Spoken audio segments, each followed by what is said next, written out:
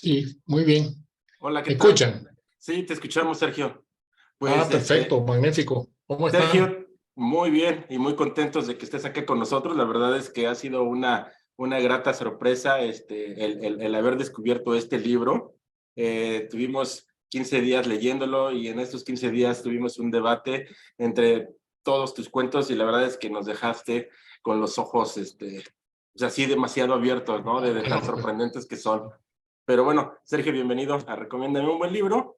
Y yo creo que para aprovechar el tiempo, pues vamos a comenzar con las preguntas de las dudas que fuimos teniendo aquí durante estos 15 días de lectura. ¿Te parece bien? perfecto. Quiero ver si mi cámara cómo está. Es que esta camarita Ahí se te mueve. ves súper bien, sí. Perfecto, magnífico. Ok, perfecto.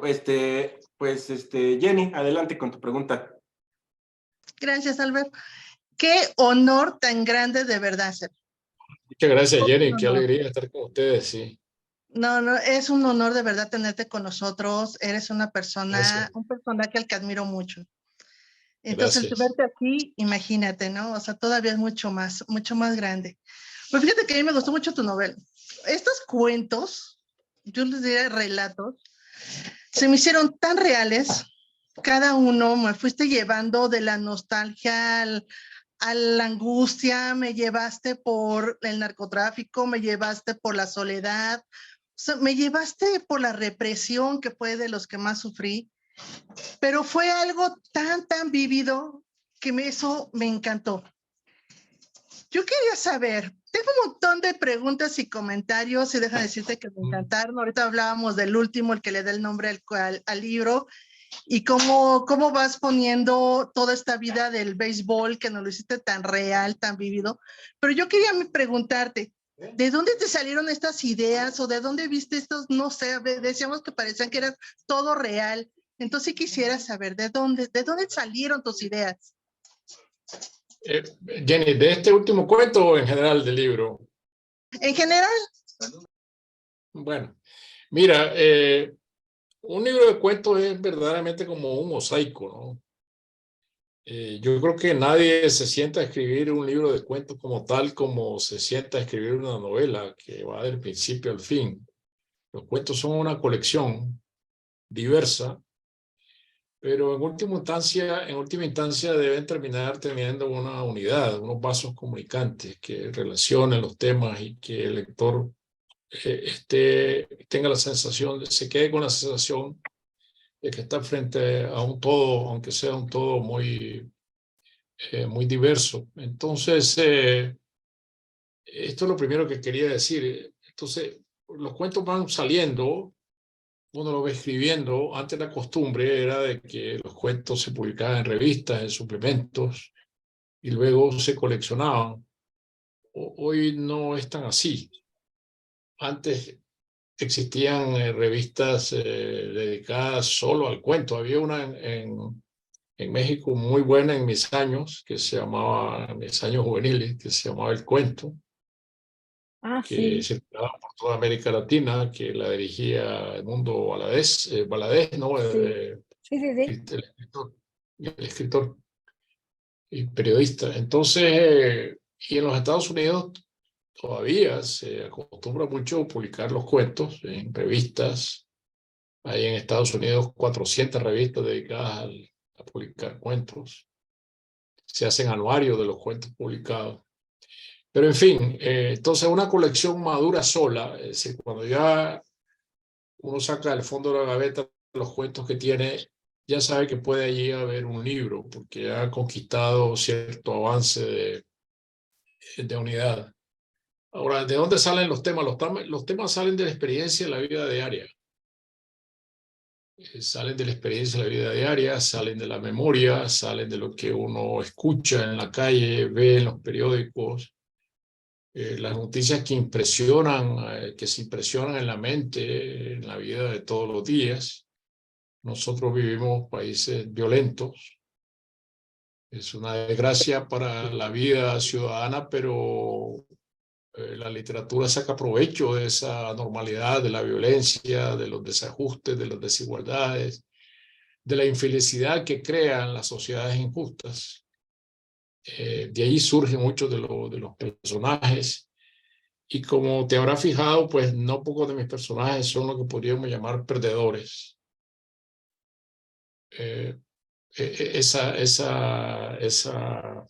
Término que es tan peyorativo en inglés, losers, pero que para mí está lleno de mucho cariño, ¿no?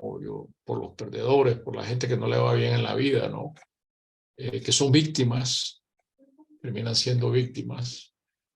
Entonces, de ahí es donde salen estas historias. No, pues muchas gracias, Sergio. Ya si tengo oportunidad te haré otra pregunta que tengo por ahí. Perfecto, claro que sí, Jenny, con mucho gusto. Muchas gracias. Gracias. Luby, adelante. Hola, Sergio. Luby, desde Tegucigalpa, Honduras. Hola, Luby. Hola. Encantada de tener la oportunidad de leer este libro, esta jornada, este ratito contigo. Lo he esperado toda la semana. Creo que mis papás, mis hijos, todos ya saben que este era como el momento que estaba esperando, estelar. Mira, dos cosas. Pues obviamente siendo un hermano país de Honduras, Nicaragua, una de mis mejores amigas es Muca, que es el nombre que tú sabes que le damos a nosotros a los nicaragüenses. Sí. Y bueno, yo sé mucho de esta historia. Pues, Boco y catrachos. Sí, así es. Y entonces sé mucho de la historia de ella, de su vida. Ella perdió a su mamá en los tiempos de la, pues ya tú sabes la historia. Y luego, pues obviamente su familia ya sigue viviendo bajo esta represión. El cuento del Mercado Viejo me tocó muchísimo porque soy mamá y porque sé cómo esto afecta a las comunidades. ¿Cómo te informas ahora que estás tan lejos, Sergio? Yo sé que para ti es difícil, pero ¿cómo haces para saber? ¿Te conversas, te escriben? Sí, pues mira, Luis, este cuento yo lo escribí estando aún en Nicaragua. En Nicaragua, cuando ocurrieron los hechos de sangrientos del año 2018, los periódicos, que todavía había periódicos en Nicaragua, las radios, las historias de internet, se llenaron de estos relatos de la represión, y había distintos de estos relatos que a mí me llamaron mucho la atención. Uno de ellos, el niño que es asesinado de rodillas en las calles de Masaya, cerca de este mercado viejo. El otro de un monaguillo que es asesinado en León.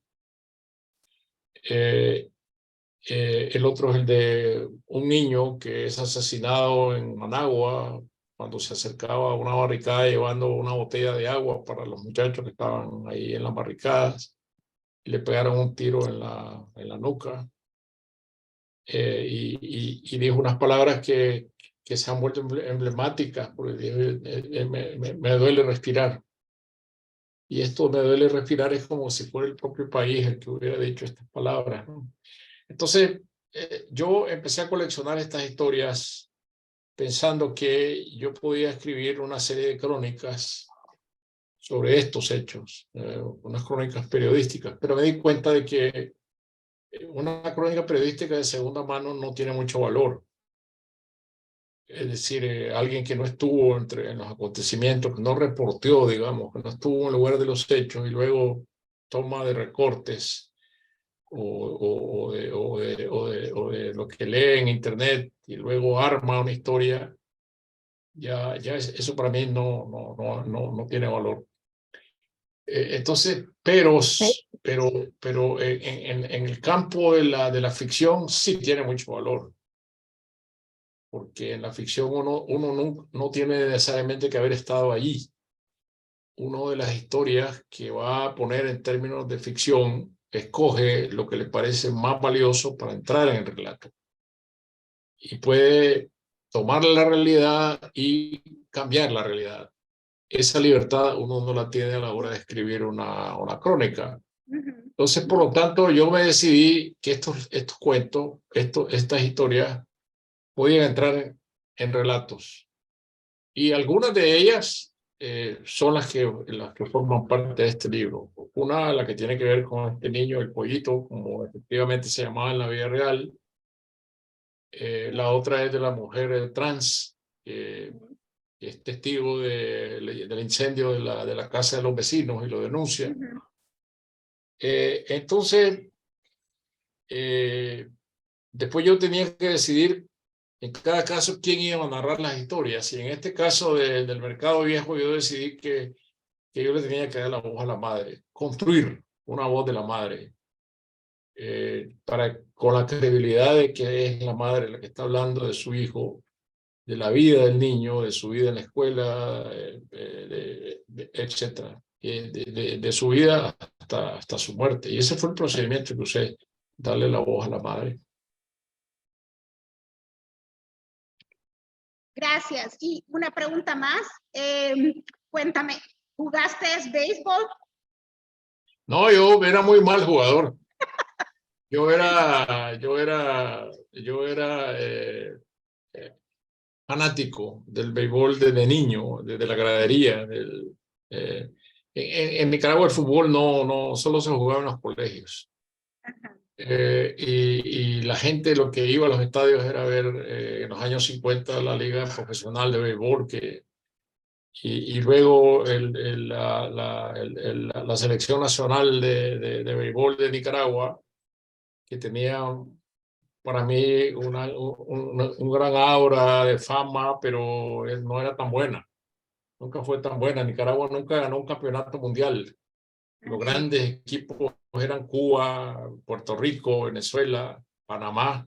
Nicaragua nunca estuvo en el primer ranking. Y por eso haberle ganado a Cuba ese juego fue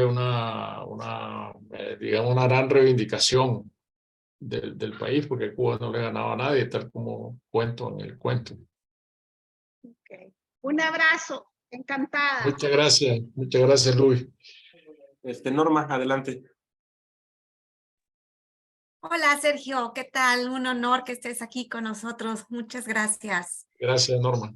Sergio, yo jamás había tenido la oportunidad de leerte y en este primer acercamiento que tengo a tus letras, la verdad es que tengo un maravilloso sabor de boca. Muchas gracias. Me encantó porque haces de las palabras una forma de abrazar a tus lectores. Así fue como me sentí. Y los relatos me parecieron tan, pero tan cercanos que si no hubiera dicho Managua y yo le hubiera puesto en mi mente Ciudad de México o México país, bueno, o sea, era como si estuvieras relatando cosas, historias de terror que vivimos aquí en México.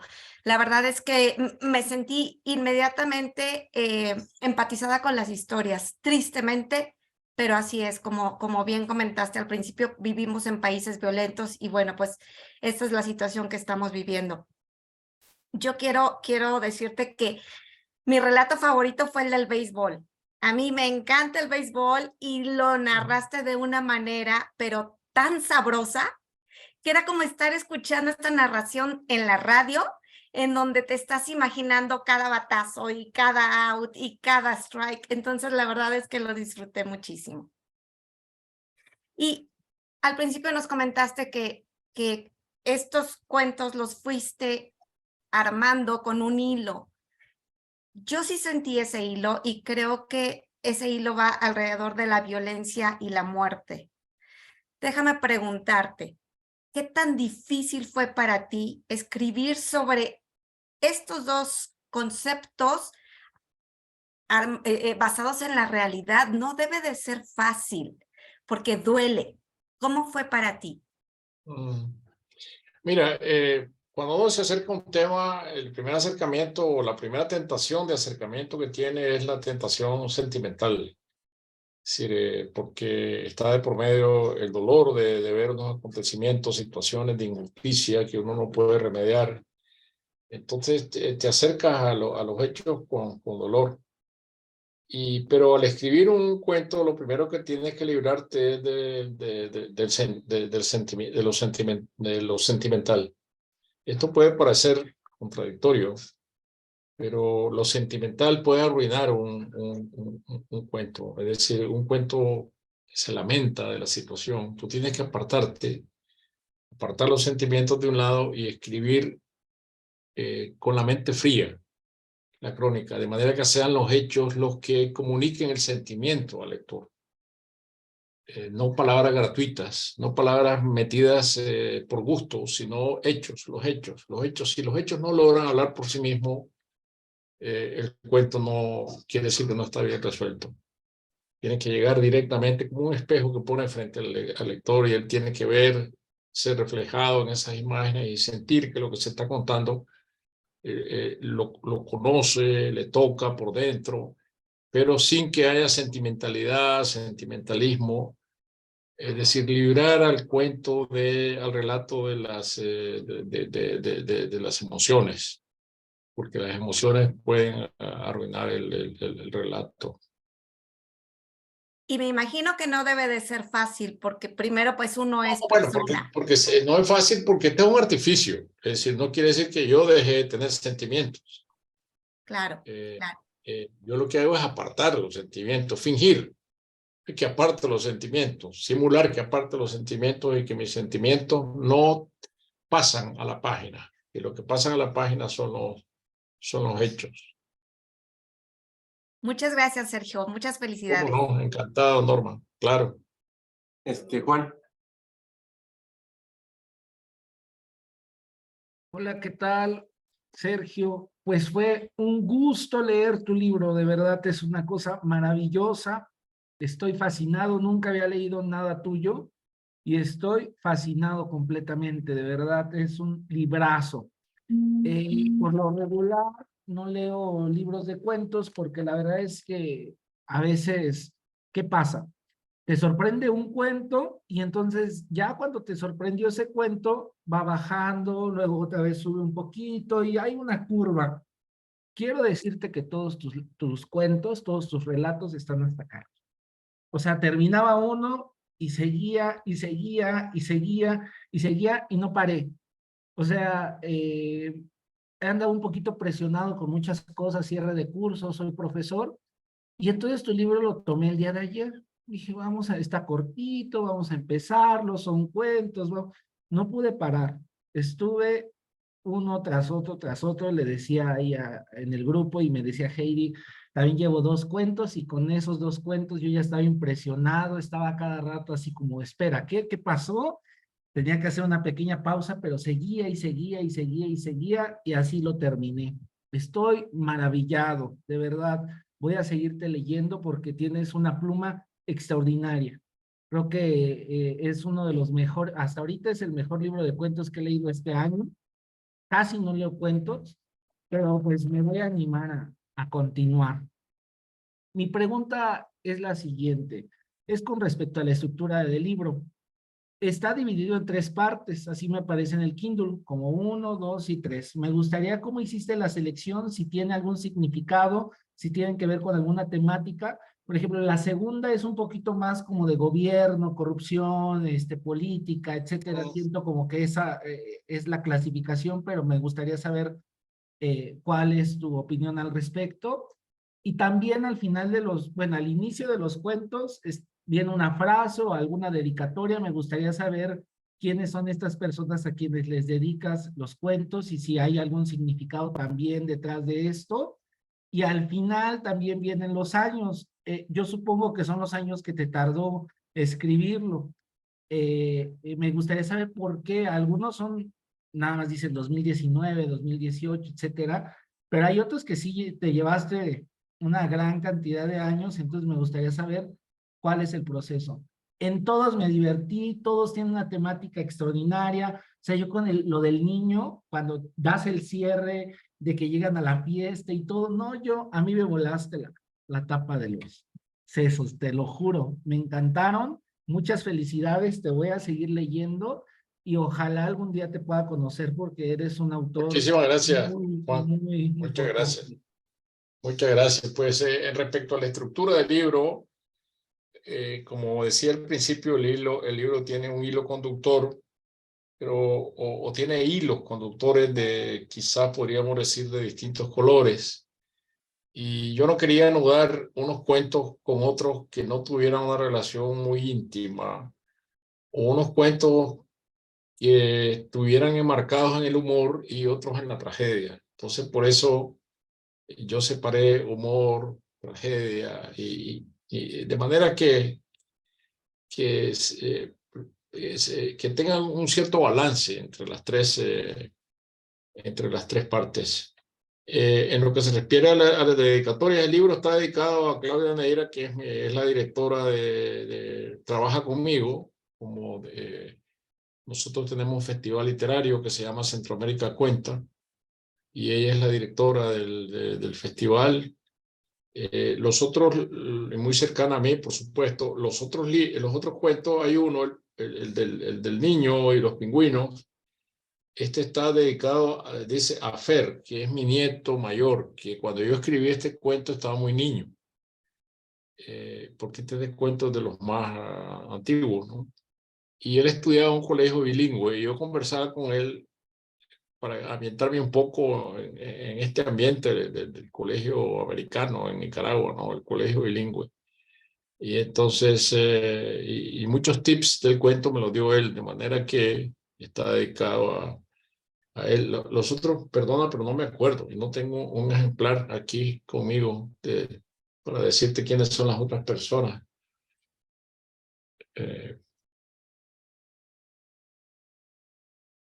Está Luis Enrique, uno de ellos es a Luis Enrique. Luis Enrique es un compatriota, el salsero, que pertenece a una dinastía de músicos, la familia Mejía Godoy, que es de Somoto, muy próxima a la frontera con Honduras. Y existe Carlos Mejía Godoy, que es el autor del Cristo de Palacahuina, de la Misa Campesina. Su hermano Luis Enrique también es cantautor. Y toda la familia son músicos, y uno de los músicos de la familia es Luis Enrique, pero él se dedicó a la salsa y vive en Estados Unidos, y desde allí ha escrito esto que se llama la salsa, compuesto esto que se llama salsa romántica, ¿no? Y es muy famoso. Entonces, como el cuento está basado en una canción de él, por eso está dedicado a Luis Enrique. No sé quién más falta. Otro es Desiree Elizondo. Desiree Elizondo. Desiree Elizondo es una amiga que hasta irse al exilio de manera clandestina vive ahora en Costa Rica con su marido Carlos Fernando Chamorro, que es periodista, también exiliado en Costa Rica. Desiree trabajaba con la Asociación de Madres de Abril. Son las madres que perdieron a sus hijos en abril de 2018. Y entonces este cuento por eso está dedicado a ella, que también tenemos una amistad muy estrecha. Pero Juan, me hiciste otra pregunta y ya la olvidé. Que al final de los cuentos vienen precisamente los años que te tomó escribirlos. Sí, claro, sí, eso sí. Mira, algunos cuentos pueden suceder distintas cosas. Tú comienzas a escribir una historia y estás haciendo otras cosas y la abandonas, la dejas guardada. En otros casos no has dado con cómo cerrarla. Puede ser que un cuento es mejor cuando uno sabe del principio cómo lo va a cerrar. Pero puede ser que a veces se te hace cuesta arriba, entonces lo mejor es guardarlo, que se te hace cuesta arriba y seguir con otra cosa. Entonces, por eso es que los cuentos tardan, algunos de ellos tardan tantos años en escribirse. Otros puede ser que yo los termine en una tarde. Pues cuando tengo suerte los termino en una tarde. Eso no quiere decir que no vaya a corregir. La corrección toma mucho más tiempo que el momento de escribir un cuento. Y uno siempre está corrigiendo hasta el momento en que le aprieta el botón y manda el libro a la editorial. Y después, a mí me pasa que yo el libro, una vez que está impreso, ya no vuelvo a verlo nunca porque me da horror de encontrar cosas con las cuales no voy a estar satisfecho y ya no puedo hacer nada. Entonces ya es muy tarde. Ok, muchas gracias. Alejandra, adelante. Gracias, Sergio. Me sumo a lo que dice Juan, el mejor libro de cuentos que he leído. Todavía siento feo de muchas de las historias que contaste porque duelen estos hechos, ¿no? Igual lo que dicen puede ser, yo también pensé que era México hasta que los nombres de las ciudades dije, ¿dónde es? Y no los conocía. Te agradezco, pues, esto que dices, ¿no? Los hechos, sí, exactamente, compartes hechos y duelen estos hechos. Yo tengo una duda. O sea, sí encuentro la relación de los cuentos, injusticia, políticos corruptos, drogas, pero hay unos cuentos que salen de esa temática, como La Soledad. Cuando empecé ese cuento dije, de este ritmo va a ser los cuentos, y sigo leyendo, y sí, híjole, bien fuerte lo que sigue. También el de Yo no sé mañana, el del urólogo, y el último de ¿Por qué tu barca tiene que partir? Como que salen de ese hilo conductor. ¿Por qué incluiste esos cuentos? Bueno, porque un libro de cuentos tiene que reflejar unidad, pero también diversidad.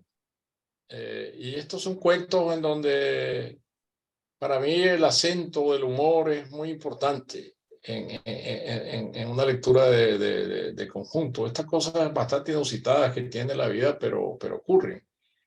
Entonces son cosas, yo tengo la historia esta de tu barca, pero tu barca tiene que partir, que es el título, que es la frase de un bolero. Es porque a un yerno mío que es ingeniero de aguas, ingeniero hidráulico, le ocurrió, ¿no? Y estaba almorzando tranquilamente y de repente lo llaman y le dicen que lo felicitan porque se ha ganado un funeral de nivel presidencial, ¿no? Esas son cosas insólitas que ocurren, ¿no? Por vendedores, ¿no? Te llaman por ofrecerte o unas vacaciones en la playa o un funeral de lujo, ¿no? Entonces, esos contrastes que tiene la vida son los que caben en los que caben en los relatos, ¿no? Y claro, y el hecho de que a alguien no le funciona una prótesis que también es dramático, pero es cómico al mismo tiempo, ¿no? Y esa es la vena que yo le voy dando a la historia, ¿no? Ya muchas veces, ¿sabes? El de Hola Soledad, cuando empieza el libro dije, seguro se quedó, obedeció a su papá y por eso es infeliz. Y oh, sorpresa, no, o sea, se fue y por eso es infeliz. Y como dices, así es la vida, ¿no? O sea, es una moneda al aire. Yo hubiera pensado que le iba a ir bien porque le rogaba mucho y pues no, le fue mal con el tipo.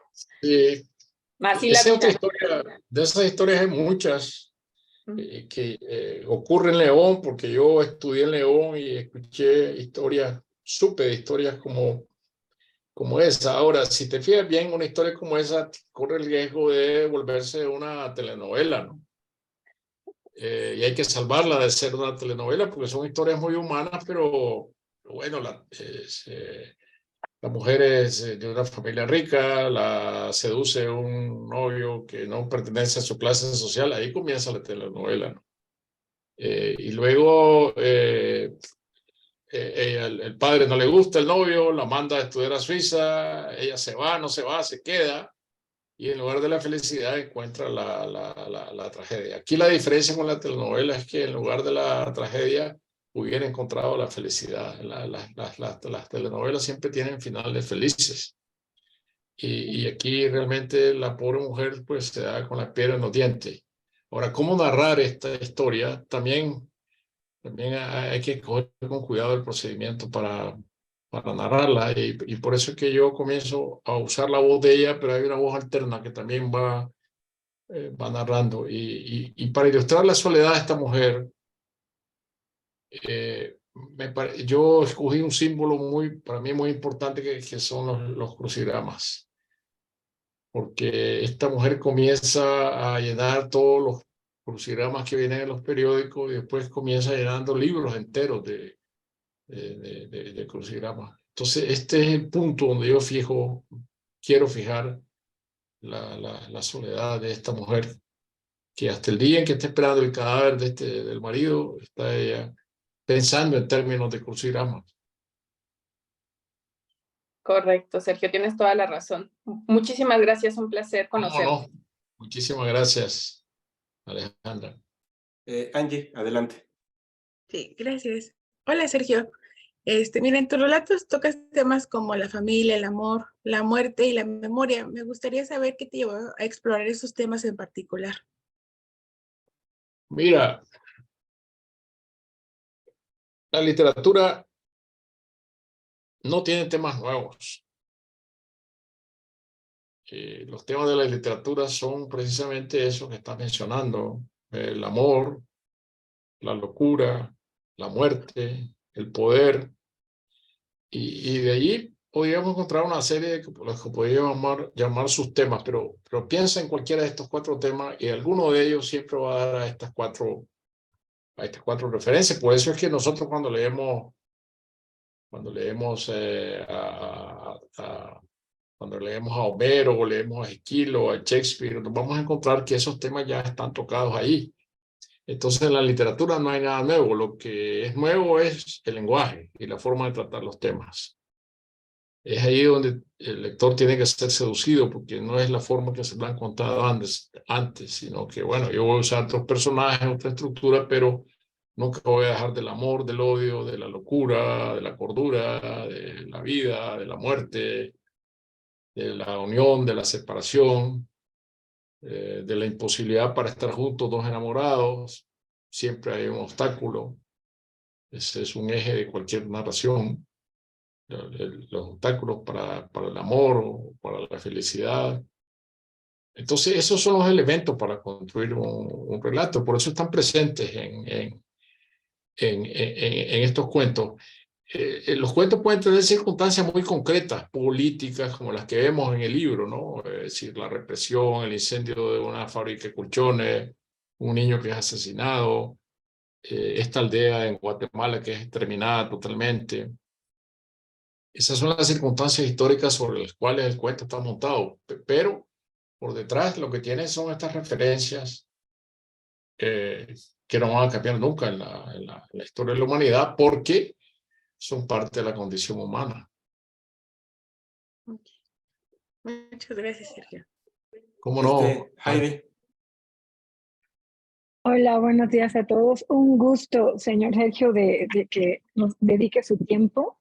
Yo también es mi primera vez que lo leo. Y este libro, desde el primer renglón, me atrapó. Yo generalmente no califico un libro hasta que lo termino, sobre todo si es novela, obviamente, ¿no? Pero este libro que dice, hola Soledad, ok, canto que emiten los pájaros, 2 puntos, trino, encadenamiento fatal de sucesos, 2 puntos, destino. Yo no sabía que estábamos hablando todavía de crucigramas, ¿no? Pero entonces yo dije, wow, qué manera tan genial, me encantó. Canción bailable de ritmo lento, 2 puntos, bolero. Ay, amé. Y así todo el libro, ¿no? Cuando usted dice María Soledad, y tenía que llamarse Soledad, hay momentos para mí que fueron tan de humor, porque además pues es una historia trágica, ¿no? Es una tragedia, se podría decir, porque pues pobre mujer le fue re mal, ¿no? Decidió mal, estaba muy jovencita, no sé. Pero pues es una tragedia y yo me la pasé riéndome todo el cuento. Luego llego yo en algún lugar había ya leído que estos cuentos eran de perdedores y dije, ay, pobre Soledad, perdió, ¿no? Bueno, luego los siguientes con el título de canción. Yo dije, ay, vivir mi vida, y yo todo el tiempo mientras leía pensaba en vivir mi vida ¿no? De la salsa. Pero pues nada que ver, es una historia muy difícil. Yo soy madre y yo digo, si a mí me hubiera tocado que mi hijo también en el fútbol, en el equipo, tuviera un amigo narco, ¿qué hubiera hecho yo? No. Pero a pesar de que la historia pues es muy trágica también, yo me la pasé con una sonrisa en los labios todo el cuento. Y yo digo, ¿qué me pasa? Pues esto no es agradable. Y el de Yo no sé mañana, desde que envié el título, empecé a cantar, yo no sé, mañana, o sea, ya la tuve todo el tiempo hasta cuando llegan a la geriateca, me encantó eso de la geriateca, digo, ay, pues sí, tenía que salir esta canción, ¿no? A mí me, me causa mucho humor leerlo, o sea, me río todo el tiempo a pesar de que son historias de perdedores. Y otra cosa que me gusta mucho, que claro que está en español, pero no es un español mexicano. Yo estoy en México, en Córdoba, Veracruz, México, y me encanta encontrarme y me la paso subrayando todas las palabras que yo no conozco, que lo estoy leyendo en Kindle, entonces me voy al diccionario, pero hay palabras que no aparecen en el diccionario que yo tengo seleccionado en mi Kindle, ¿no? Y me encanta porque entonces me tengo que ir a un mejor diccionario para buscar caimitos y todas las palabras. Me encanta aprender todas estas palabras que me imagino que serán nicaragüenses o centroamericanas, Jaimito decía. pero he subrayado muchas. Lo que pasa es que, bueno, aquí ya no las tengo tan a la mano porque las busco y las dejo marcadas, ¿no? Pero muchas palabras he encontrado que no están, digamos, en mi español mexicano, ¿no? Me gusta mucho, estoy disfrutándolo mucho, todavía no lo termino porque empecé un poco tarde con este club y pues como son horas de oficina acá todavía, me salí un ratito y aquí estoy disfrutando mucho el libro y mucho su plática. Muchísimas Muchas gracias. gracias. Y obviamente, como dice Juan, vamos a seguirlo leyendo porque la verdad para mí ha sido una muy agradable sorpresa su libro de cuentos. A mí sí me gustan mucho los cuentos. Ahorita que estaba usted recordando la revista de El Cuento, yo tengo allá en mi librero un montón de títulos porque yo la compraba, El Cuento. Desde Que ya ves, entonces, pues sí. Sí. pero Qué bueno, la lástima, dejaron de se acabó. publicar, ¿eh? Hace muchos años la dejaron de publicar. Sí, porque se murió Valadez, sí, ya nadie se Ajá. interesa. Sí. Entonces, bueno, pues tengo muchos números, no me acuerdo cuántos, pero es como de aquí a acá. En mi Muy bien, librero. Y muy sí, bien. los voy a desempolvar porque ahorita que me lo recordó usted, digo, ahí los tengo, ya leídos, pero pues hace tantos años que... Muy bien. Muchas gracias. No, encantado, encantado. Mire, en América Latina hablamos muchos españoles, Sí. un solo español con muy distintas, digamos, coloraturas y tesituras, ¿no? Y el español mexicano se parece mucho al español nicaragüense. Hay muchos términos comunes. La Academia Mexicana de la Lengua acaba de publicar un diccionario de mexicanismos. Sí. Es muy bueno y que abarca términos que también se hablan en Centroamérica. Obviamente algunos de los términos que se hablan en Nicaragua, pues obviamente no salen de la frontera. Uno tiene siempre la tentación de decir, voy a buscar una palabra más común que pueda ser entendida por todo el mundo, pero esa tentación puede ser negativa porque Sí. va haciendo que el lenguaje se simplifique. Y uno tiene que tirarse al agua y arriesgarse a que el lector, pues, algunas palabras no las entenderá, las buscará, pero el lector también tiene que participar en la lectura del libro, no es solo una lectura pasiva, pero lo importante es escribir en el lenguaje que uno siente que es el lenguaje que sale de dentro. Sí, los localismos para mí son muy importantes porque además nos ubican al escritor para nosotros lectores, ¿no? Por ejemplo, aquí ya me encontré que bordaba en punta de cruz, una java con tazas, la peaña. Otra cosa que ese sí no supe era el neceser, era la vanidad de Concha Nácar. Eso sí no supe lo que era, pero... La vanidad es una palabra muy vieja, pero esa se usó en México. No, La pero se vanidad puede... es la polvera, ¿no? La Es una polvera, ok. polverita redonda que se abría, tenía un espejito y las mujeres Es lo que me imaginé, para pero colocarse, luego pensé que Eso a lo se mejor llamaba era una una... vanidad, sí. Luego pensé que a lo mejor era una cremita de Concha Nácar, o sea, pero... No es A mí me encanta, una... mangos y caimitos, rimeros de libros. son alteros del libro, ¿no? Pero Caimito es una fruta de un color morado muy oscuro, que esa es una palabra que me parece que es de las lenguas caribes, del Caribe, sí. Caimito. En México se debe llamar de otro modo, porque es una fruta morada que tiene una carne blancuzca por dentro, muy con semillas pitaya? negras. Sí. ¿Será No pitaya? es la pitaya. La pitaya es rastrera. Esta crece en un árbol. Esta fruta del caimito crece en un árbol. Pues Pero en México hay, yo lo he visto. Sí, simplemente se llama de otro modo. Sí. Y otra, la última, calzoneta blanca. Ay, es que la estaba leyendo, hasta se lo leía a mi hijo. Aquí es un short blanco. Y calzoneta. Sí, pero calzoneta, esa sí, no la había escuchado. Para bañarse no se dice calzoneta. Se dice traje de baño. Lo que llaman truza de baño también, ¿no? En El Salvador, curioso, calzoneta se dice al traje de baño de la mujer. ¿Cómo todo va cambiando? Short decimos en Nicaragua, pero para el pantalón corto, no para el traje de baño, sí. Bueno, pues muchas gracias, estoy encantada. Son términos muy familiares entre sí, entre ellos, sí. Sí. Muchas gracias. Todavía no lo termino y en esas estoy. Ya yo creo que mañana lo termino. Muchas gracias por este libro. Cómo no, gracias. Sergio, y bueno, ya para finalizar, ¿sí, Héctor? Perfecto. ¿Sí, Héctor? Sí. Ya tenemos una última pregunta aquí con Héctor. Adelante, Héctor. Sergio, mucho gusto. No había leído nada suyo. La verdad es que es bien interesante. No conocía tanto de la historia de Nicaragua y a través de sus cuentos es que me pudo dar una idea de las cosas que ha pasado. No tendría preguntas, solamente agradecerle sus relatos. Han sido muy enriquecedores y han sido pues muy buenos para conocer a su país y a sus letras. Así que muchas gracias. No quería más que saludarlo y felicitarlo por Muchísimas gracias, Héctor. Muy amable. Muchas gracias. Y yo, pues, he ganado muchísimo porque me he ganado muchos lectores nuevos.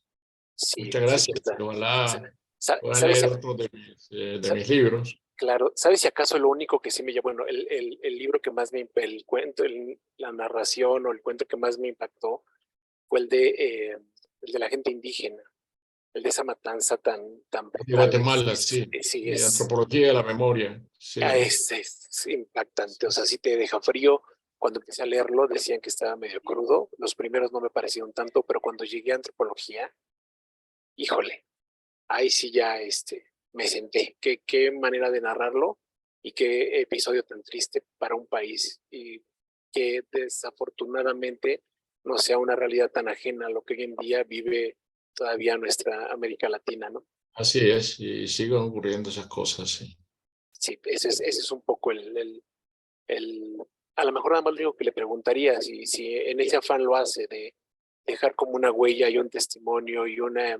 Bueno, lo que pasa es que esta historia yo la encontré me llamó la atención de encontrarla en la sección de ciencia del New York Times, como un reporte sobre antropología forense, sobre arqueología.